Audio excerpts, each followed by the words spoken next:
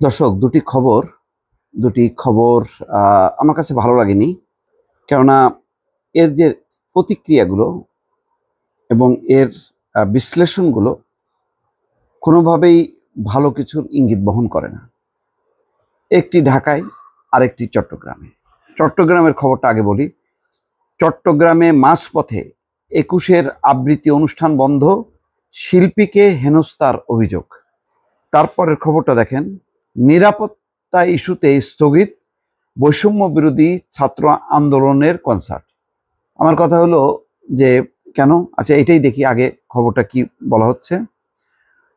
শনিবার, কালকেই যেটি হওয়ার কথা, রাজধানীর আগারগাঁওয়ে পুরনো বাণিজ্য মেলার মাঠে অনুষ্ঠিত হওয়ার কথা ছিল বৈষম্য বিরোধী ছাত্র আন্দোলনের ব্যানারে আয়োজিত উন্মুক্ত কনসার্ট রিবিল্ডিং দ্য নেশন। মানে দেখেন, রিবিল্ডিং দ্য নেশন স্লোগানটা খুব চমৎকার এবং কনসার্টের যে পরিকল্পনাটা সবই সুন্দর।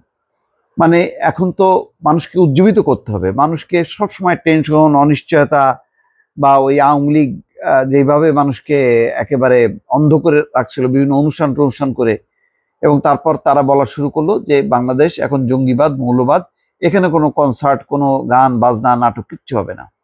তো সেই ধারণাটা মানে ভুল প্রমাণ করার দরকার ছিল এই ধরনের কনসার্ট অনুষ্ঠানের মধ্য দিয়ে।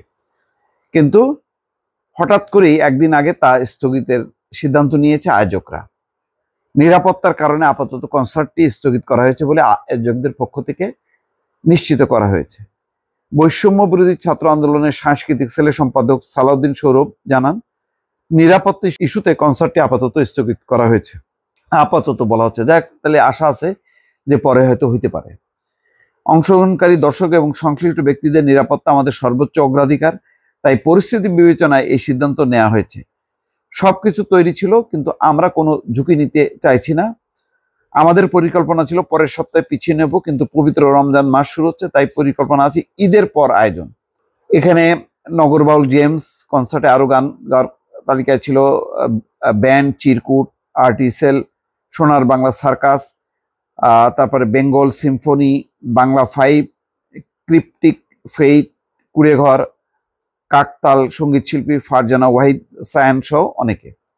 তো এরকম একটা, এটা তো কোনো ভালো মানে এ হলো না। আর এমনকি নিরাপত্তা হলো, এখনই যদি মানুষ নিরাপত্তা না পায় তাহলে কোন আমলে নিরাপত্তা পাবে? এটা একটা প্রশ্ন। দর্শক, মোট কথা এটি কোনোভাবেই ভালো লাগলো না এই খবরটা।